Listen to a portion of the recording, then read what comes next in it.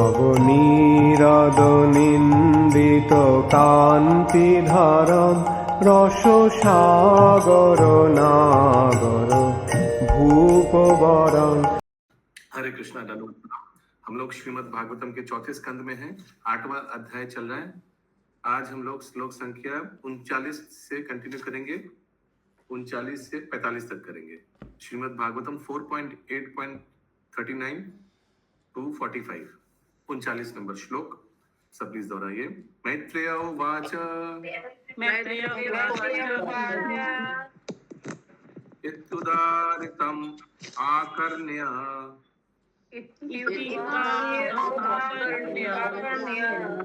भगवान् नारदस्तदा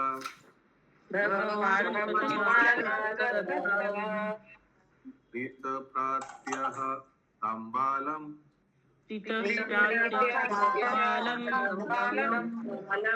वाक्यम् अनुकम्पया। मैं सभी भक्तों से रिक्वेस्ट करूंगा, बहुत ध्यान से श्रवण कीजिए श्रीमद् भागवतम, मल्टीटास्क मत कीजिए और please try to keep your videos on. अनुवाद। मैत्री मुनि ने आगे कहा, ध्रुव महाराज के शब्दों को सुनकर महापुरुष नारद मुनि उन पर अत्यधिक दयालु हो गए और अपनी अहेतु की कृपा दिखाने के उद्देश्य से उन्होंने निम्नलिखित विशिष्ट उपदेश दिया। और एक बार। भगवान नारद, हाँ, भगवान नारदस्तदा। देखिए यहाँ नारद मुनि को भी भगवान बोला गया। इंग्लिश में लिखा है द ग्रेट पर्सनैलिटी। भगवान माने सुप्रीम पर्सनैलिटी नहीं लिखा, ग्रेट पर्सनैलिटी। या आगे फिर से पढ़ी माता जी, अनुवाद। मैत्री मुनि ने आगे कहा, ध्रुव महाराज के शब्दों को सुनकर महापुरुष नारद मुनि उन पर अत्यधिक दयालु हो गए और अपनी अहेतु की कृपा दिखाने के उद्देश्य से उन्होंने निम्नलिखित विशिष्ट उपदेश दिया। क्योंकि नारद मुनि अग्रणी गुरु हैं, अतः स्वाभाविक है कि जो भी उनसे मिले उसको सर्वाधिक लाभ पहुंचाए। किंतु ध्रुव महाराज बालक थे, अतः उनकी मांग भी खेलते बालक जैसी थी। तो भी महामुनि उन पर अत्यधिक दयालु हो गए और उनके कल्याण के लिए निम्नलिखित श्लोक कहे। उनकी मांग भी खेलने लायक प्लेफुल चाइल्ड जैसा भौतिक चीज मांगा ना, बड़ा राज्य, ये वो बड़ा। आध्यात्मिक चीज क्या होता है? हमको ज्ञान दीजिए कि हम इसको झेल पाए, I can tolerate this whatever happened in my life. ऐसा मांगा उन्होंने? नहीं। 40 नंबर श्लोक। नारद उवाच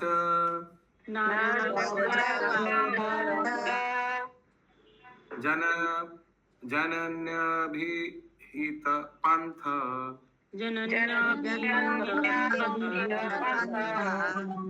सवै निश्रेय सस्यते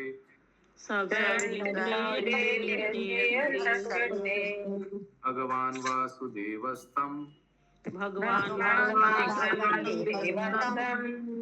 भजतं प्रवनात्मना।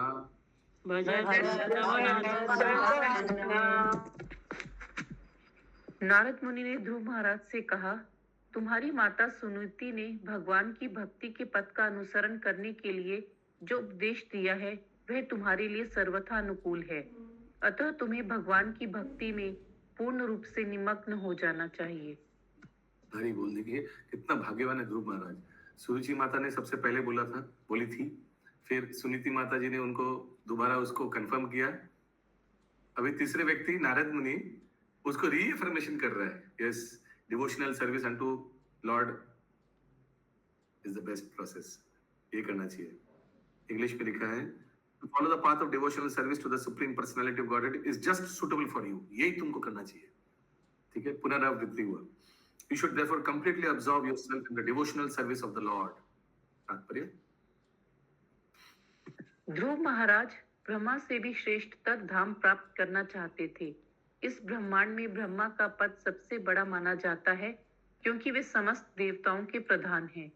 किंतु ध्रुव महाराज उनसे भी बढ़कर कोई धाम चाह रहे थे, अतः उनकी इच्छा किसी देवता को पूछकर पूरी नहीं हो सकती थी। जैसा कि भगवत गीता में कहा गया है, देवताओं द्वारा दिए गए वरदान क्षणिक होते हैं।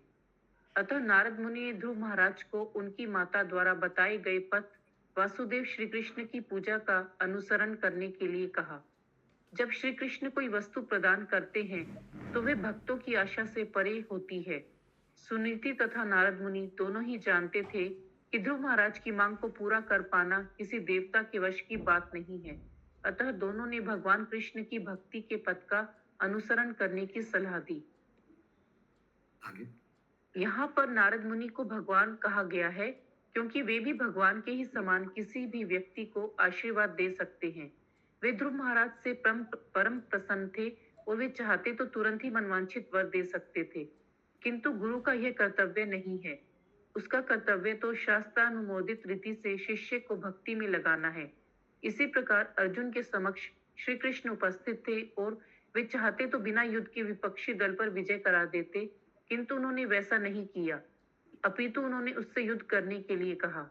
इसी प्रकार नारद मुनि ने ध्रुव महाराज को वांछित फल प्राप्त करने के लिए भक्ति पथ का अनुसरण करने के लिए कहा। हरे कृष्ण। ठीक इसी तरह कितना बार हुआ ना, आप लोग के जीवन में भी ऐसा हो सकता है कि किसी व्यक्ति ने आया था और पूछा था कि बहुत दुख है, बहुत दुख चल रहा है या बहुत लॉस हो गया बिजनेस में, क्या करे। और उस व्यक्ति को पकड़ के चलिए मेरे साथ, मैं आपको ये एल्बर्ट रोड में ले जाता हूँ, वहाँ इसका सोल्यूशन है। आप ले जाकर भगवान राधा गोविंद जी के सामने बैठा दिया। ऐसे हो सकता है ना, आपने भी किया या किसी ने आपके साथ किया होगा, है ना। कोई व्यक्ति आया आपके जीवन में भौतिक चीज मांगने के लिए, कहाँ शांति मिल सकता है, आप बोले एल्बर्ट रोड में मिल सकता है। ये कौन सा जगह है, चलिए आप भगवान गोविंद जी से उनका संपर्क करा दिया। वैसे नारद मुनि के पास किस लिए आया था? ब्रह्मा से भी बड़ा राज के लिए। नारद मुनि ने उनको भक्ति योग में लगा दिया। किन के साथ में ऐसे हुआ था? कुछ भौतिक चीज मांगने गए थे आप किसी से और आपको भक्ति में लगा दिया। महामंजरी माता जी के साथ अकेला हुआ, बाकी सब तो एकदम प्योरेस्ट शुद्ध भक्ति मांगने गया, शुद्ध भक्ति मिल गया। और किसी के साथ ऐसे नहीं हुआ कि मांगने कुछ दूसरा गया और मिल गया भक्ति। शिवाश प्रभु के साथ आस्ते आस्ते हाथ उठा रहे सब। ओके, बहुत लोग ऐसे भौतिक चीज मांगने गया और आध्यात्मिक चीज मिल गया। ध्रुव महाराज के साथ ऐसे हुआ। রথের মেলাতে রথের মেলাতে কি চাইতে গেছিলেন? জিলিপি? রথের মেলাতে তো যা ক্লাসে সেই সব ছুটি হয়েছে, পরীক্ষা শেষ হয়ে গেছে, ঘুরতে গেছি, যা যা যা যা কিনতে চাই। हरे कृष्ण। मेला कुछ खरीदने गया और देखिए कहा भगवान ने क्या दे दिया। हरे कृष्ण। अगला कृष्ण प्रभु जी, यहाँ पे सुनीति कैसे ये नहीं जानती थी कि देवता लोग ये बात नहीं पूरी कर सकेंगे? सुनीति तथा नारद मुनि दोनों ही जानते थे। सुनीति भी, देखिए सुनीति भी भक्त थी, क्योंकि सुनीति भी ने भी तो उनका पुत्र को भक्ति के लिए ही प्रोत्साहन किया, है ना। सुनीति यानी उनका माँ, ध्रुव महाराज की असली माँ। हाँ, तो उन्होंने भी भक्ति के लिए, तो इससे पता चलता है कि she is also a devotee of Krishna. दूसरी बात, डिवोटी ऑफ कृष्ण कभी भी उनको चाहिए क्या? ब्रह्मा से भी बड़ा राज्य। तो मालूम है कोई देवता दे ही नहीं पाएगा, क्योंकि सब देवता से सबसे बड़ा तो ब्रह्मा है।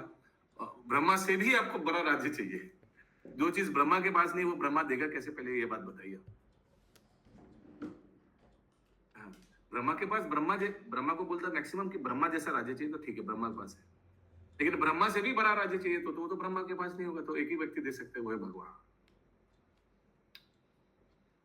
तो इससे पता चलता है कि उनकी माँ भी डिवोटी थी। अगला श्लोक 41 नंबर। Yes yes sir, Srivas Prabhu हाथ नामी दिन। धर्मार्थ काम मोक्षाख्यम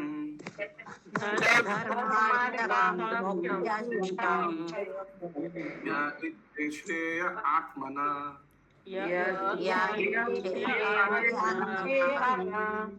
एकमेव हरिस्तत्र कारणं पादसेवनम्।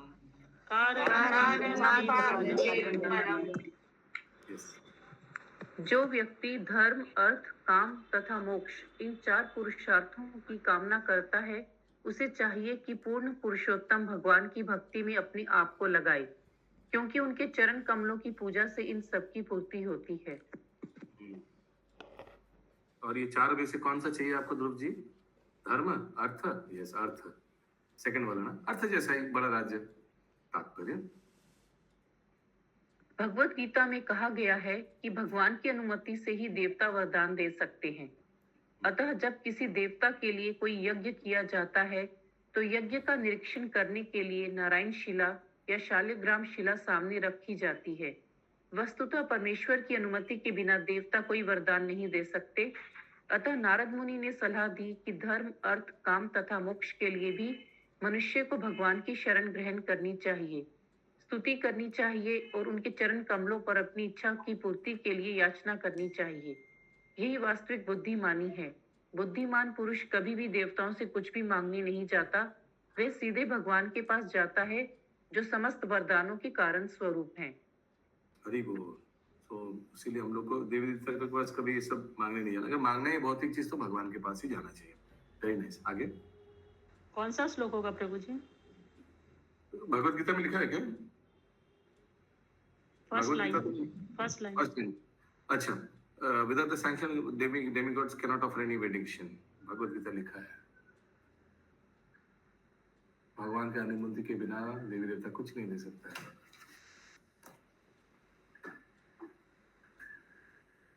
यस, कोई ट्राई करिए। कहाँ गया मिताली माता जी, शशि माता जी? भगवान की अनुमति के बिना देवी देवता भी कुछ नहीं दे सकते।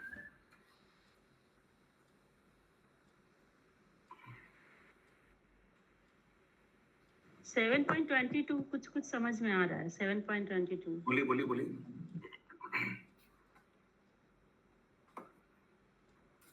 श्लोक बताइए कौन सा है?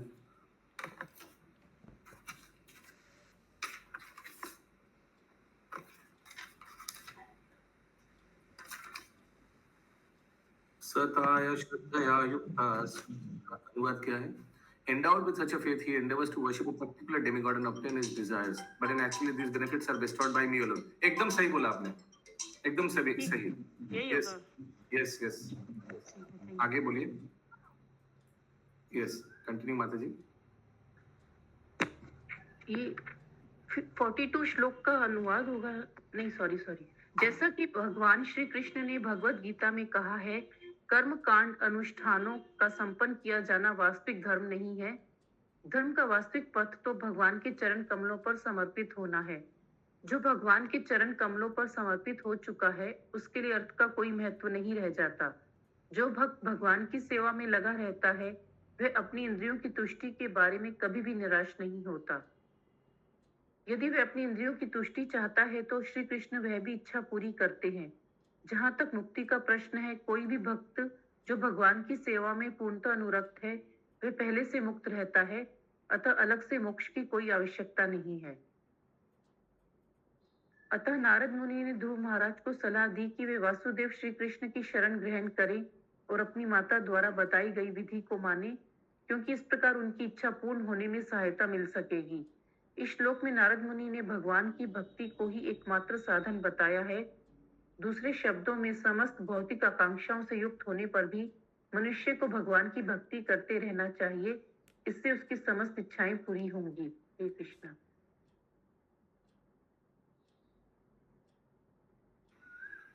अगला श्लोक। तत्तथा गच्छ भद्रं ते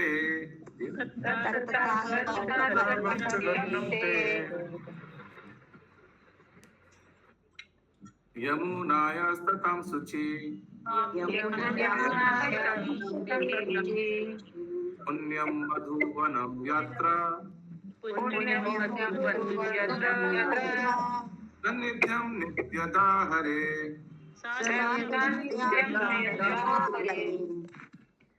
हे बालक, तुम्हारा कल्याण हो। तुम यमुना के तट पर जाओ, जहाँ पर मधुवन नामक विख्यात जंगल है, और वहीं पर पवित्र हो। वहां जाने से ही मनुष्य वृंदावनवासी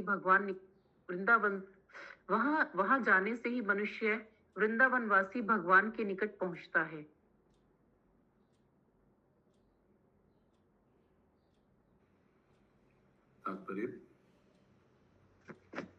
नारद मुनि तथा ध्रुव महाराज की माता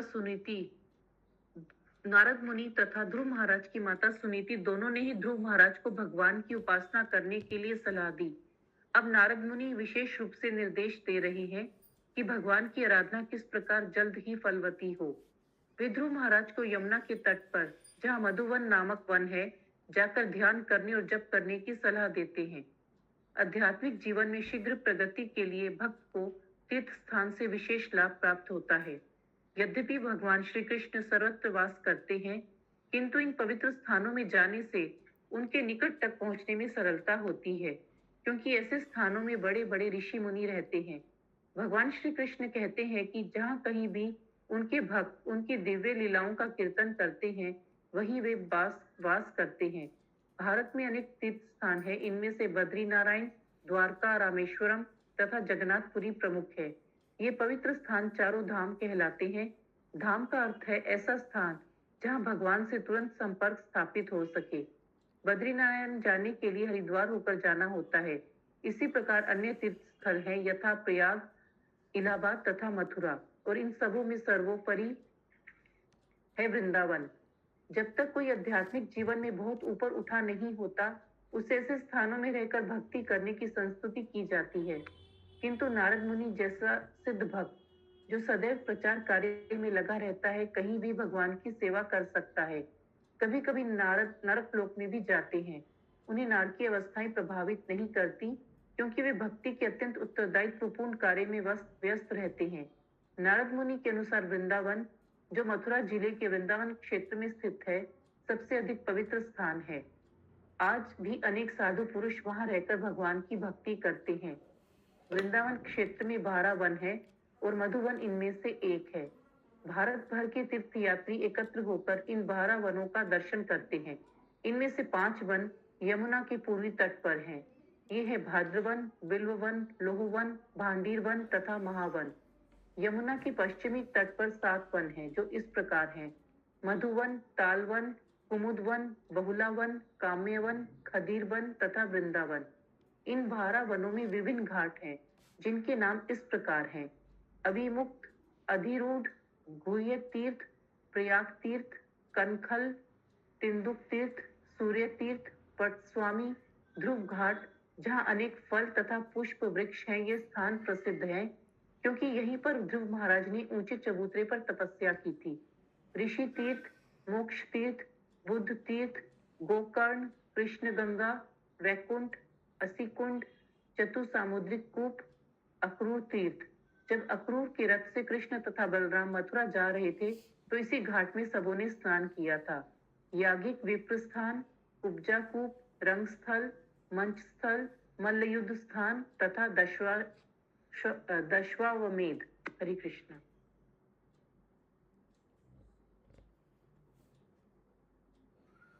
तो आप लोग स्क्रीन में देख सक रहे हैं, हालांकि ये तो पेंटिंग फोटो है, ऐसे ही कुछ स्थान में ध्रुव महाराज ने तपस्या किया। आप लोग देख पा रहे हैं, दाहिने तरफ देखिए, ध्रुव महाराज को भगवान ने चतुर्भुज रूप में दर्शन दिया। ध्रुव महाराज प्रणाम कर रहे हैं, गरुड़ जी सामने है।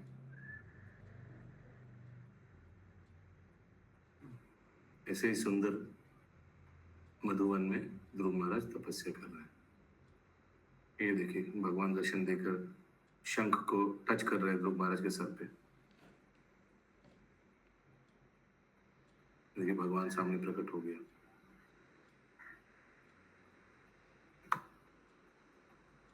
अगला श्लोक 43।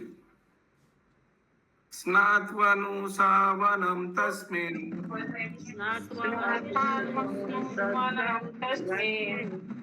कालिन्द्या सलिले शिवे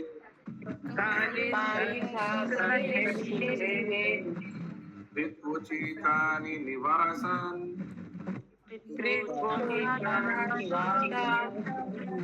आत्मना कल्पितासः।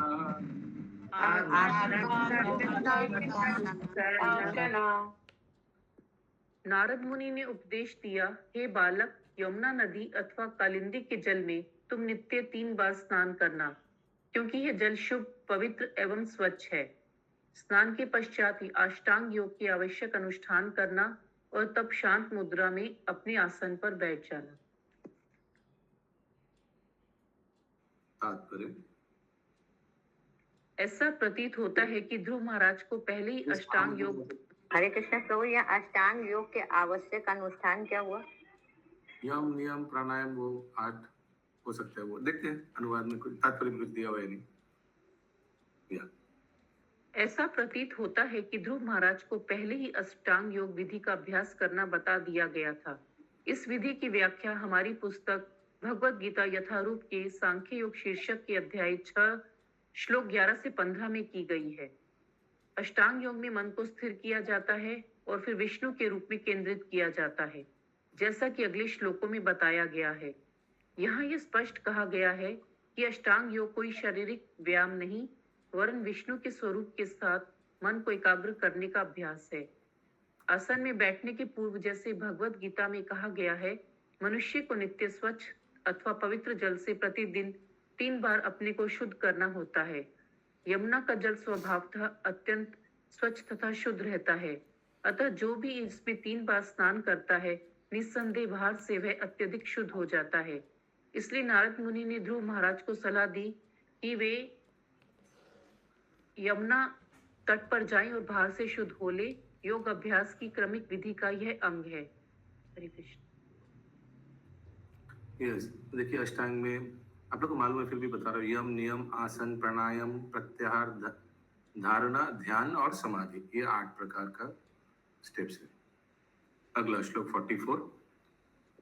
प्राणायामेन त्रिवृत्ता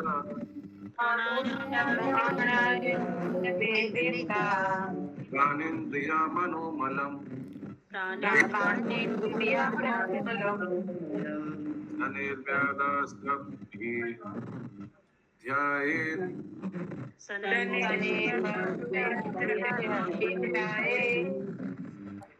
कहाँ से मनसा गुरुना गुरुम।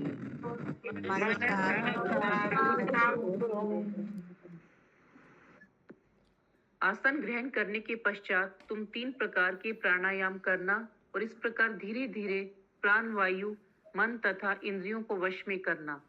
अपने को समस्त भौतिक कल्मश से मुक्त करके तुम अत्यंत धैर्य पूर्वक भगवान का ध्यान प्रारंभ करना। तात्पर्य, इस श्लोक में संक्षेप में सारी योग विधि वर्णित है और मन को विचलित होने से रोकने के लिए प्राणायाम पर विशेष बल दिया गया है। मन स्वभावतः सदैव दोलायमान रहता है क्योंकि वह चंचल है, किंतु प्राणायाम से इसे रोका जा सकता है। लाखों वर्ष पूर्व जब ध्रुव महाराज ने प्राणायाम का अभ्यास किया तो उस समय मन को इस प्रकार वश में करना संभव रहा होगा, किंतु आज के समय में तो कीर्तन द्वारा मन को सीधे भगवान के चरण कमलों में स्थिर करना होता है। हरे कृष्ण मंत्र का जाप करके मनुष्य तुरंत शब्दोच्चार में केंद्रित होकर भगवान के चरण कमल का चिंतन करता है और शीघ्र ही वह समाधि की दशा को प्राप्त हो जाता है। यदि कोई भगवान की सॉरी निर्मला निम्बरी माधवी, थोड़ा हमको 10 मिनट्स ब्रेक दीजिए, आप थोड़ा देख लीजिए प्लीज। ठीक है। यदि कोई भगवान के पवित्र नामों का कीर्तन करता रहे तो स्वाभाविक है कि उसका मन भगवान के विचार में मग्न हो जाए, क्योंकि भगवान के नाम भगवान से भिन्न नहीं है। यहाँ पर संस्तुति की गई है कि ध्रुव महाराज परम गुरु का ध्यान करें। परम गुरु तो श्री कृष्ण है, जो चैत्य गुरु कहलाते हैं, जिसका अर्थ है परमात्मा, जो प्रत्येक प्राणी के हृदय में स्थित हैं। जैसा कि भगवत गीता में कहा गया है, परमात्मा अंतर से सहायता करते हैं और गुरु भेज देते हैं, जो बाहर से सहायता करता है। गुरु तो चैत्य गुरु अर्थात प्रत्येक के हृदय में स्थित परमात्मा का भाई प्रकाट्य है। ये कौन सा श्लोक है सुषमा शव माता जी? काहुत में आ जाएगा। ठीक है, आगे बढ़ते हैं। इसमें बेसिकली तो प्राणायाम के बारे में बताया जा रहा है, जो कि 6ठे अध्याय में भगवत गीता के। जिस विधि से हम भौतिक वस्तुओं के प्रति अपने विचारों का परित्याग करते हैं, वह प्रत्याहार कहलाती है, जिसमें समस्त भौतिक विचारों तथा व्यापारों से मुक्त होना सम्मिलित है। इस श्लोक में प्रयुक्त अभिधायित शब्द सूचित करता है कि जब तक मनुष्य का मन स्थिर नहीं हो जाता, तब तक वह ध्यान नहीं कर सकता। अतः निष्कर्ष यह निकला कि ध्यान का अर्थ है अंतः में भगवान के विषय में सोचना। चाहे अष्टांग योग से यह अवस्था प्राप्त की जाए या इस युग के लिए शास्त्रों द्वारा बताई गई नाम कीर्तन की विधि से प्राप्त की जाए, दोनों का उद्देश्य भगवान के विषय में ध्यान करना है। हरे कृष्णा। सब सिंपल ही है। इसमें तो जस्ट पहले बताया गया कि प्राणायाम करना होगा। इसमें लिखा है अनुवाद में 3 प्रकार के प्राणायाम करना, इसमें से एक के बारे में ही बताया है, प्रत्याहार। तो उसके अलावा 2 कौन सी विधि है? टोटल तो 7 पार्ट होते हैं ना? टोटल 8 है, अष्टांग योग है ना। हाँ अच्छा 8 होता है, 8 होता है ना? हाँ, अच्छा अच्छा, इसमें प्राणायाम बोला है, सॉरी सॉरी, हाँ ठीक। किसी का कोई प्रश्न है? ऐसे सिंपल ही है, वरना आगे बढ़ते हैं।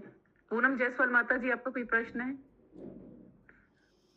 नहीं माता जी, बहुत ठीक है, सारा नेक्स्ट। योग है माता जी, इसको समझना होगा। बहुत सारा नहीं, छठा अध्याय पढ़ लीजिए योग, भगवत ये गीता का। योग वो योग, इतना सारा है, दिमाग में कहाँ से आएगा। ठीक, बेसिकली तो यही बताया गया है हाँ कि हाँ, इस किस तरीके से नारद, ध्यान करना है। हाँ, और उसके बाद संकीर्तन नाम यज्ञ कलयुग हाँ। में प्रेफरेबल है, जैसे कि हर श्लोक के अंत में शील प्रभुपाद जी कहते हैं। मैंने ठीक है, कलयुग next। में सबसे साधारण, सबसे मैंने अच्छा मैंने बताया गया है। हाँ, साधारण नहीं, दिव्य है। हाँ दिव्य मैंने है, वही। हाँ। इस ठीक है, अब नेक्स्ट श्लोका लेते हैं, आज का अंतिम श्लोका 45। प्रसादाभिम, सुनिए सुषमा शाह माता जी, आप बोलिए, आप अच्छे से पढ़ेंगे। प्रसादाभिमुखं शाश्वत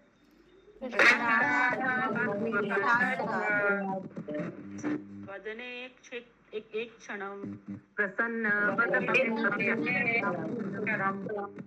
सुनासं सुभ्रुवं चारु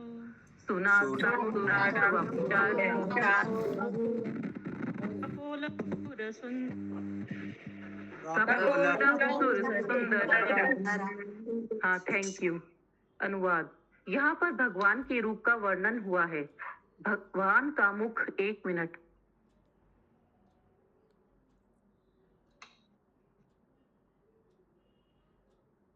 यहाँ पर भगवान के रूप का वर्णन हुआ है। भगवान का मुख सदैव अत्यंत सुंदर और प्रसन्न मुद्रा में रहता है। देखने वाले भक्तों को वे कभी अप्रसन्न नहीं दिखते और वे सदैव उन्हें वरदान देने के लिए उद्यत रहते हैं। उनके नेत्र, सुसज्जित भुहें, उन्नत नासिका तथा चौड़ा मस्तक, ये सभी अत्यंत सुंदर हैं। वे समस्त देवताओं से अधिक सुंदर हैं। तो इधर भगवान के रूप का वर्णन हुआ है अनुवाद में, और तात्पर्य देखते हैं। इस श्लोक में भगवान के रूप के ध्यान करने की स्पष्ट विधि का वर्णन है। निर्गुण ध्यान आधुनिक योग की नकली खोज है। किसी भी वैदिक ग्रंथ में निर्गुण ध्यान की संस्तुति नहीं की गई है। भगवत गीता में जहां ध्यान की संस्तुति की गई है, मतपर शब्द व्यवहित हुआ है, जिसका अर्थ है मुझसे संबंधित। कई श्लोकास में भगवान यूज करते हैं ना भगवत गीता में, मया शब्द, मतपर शब्द, जो उनसे रिलेटेड होता है और उनके बारे में बताता है। विष्णु का कोई भी रूप, किरण माता जी आप म्यूट करिए प्लीज। जी माता जी। विष्णु का कोई भी रूप भगवान श्री कृष्ण से संबंधित है, क्योंकि श्री कृष्ण ही आदि विष्णु रूप हैं। कभी कभी कुछ लोग निर्गुण ब्रह्म का ध्यान करने का प्रयास करते हैं, जिसका उल्लेख भगवत गीता में अव्यक्त अर्थात अप्रकट या निर्गुण कहकर किया गया है। किंतु भगवान ने स्वयं यह बतलाया है कि जो भगवान के निर्गुण रूप के प्रति आसक्त है, उन्हें अत्यंत कठिनाई का सामना करना पड़ता है, क्योंकि कोई भी निर्गुण रूप पर ध्यान केंद्रित नहीं कर सकता। मनुष्य को चाहिए कि भगवान के उस रूप पर ध्यान केंद्रित करे जिसका वर्णन यहाँ ध्रुव महाराज के ध्यान के प्रसंग में हुआ है, जैसा कि आगे चलकर स्पष्ट हो जाएगा। ध्रुव महाराज ने इस प्रकार के ध्यान में प्रवीणता प्राप्त की और उनका योग सफल हुआ। हरे कृष्णा।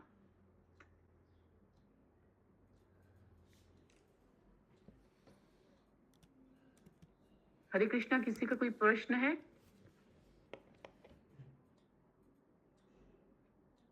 भारती माता जी, आपका प्रश्न है? गंतराज श्रीमद् भागवतम की जय। की जय। शील प्रभुपाद की जय। आज का मेरा प्रश्न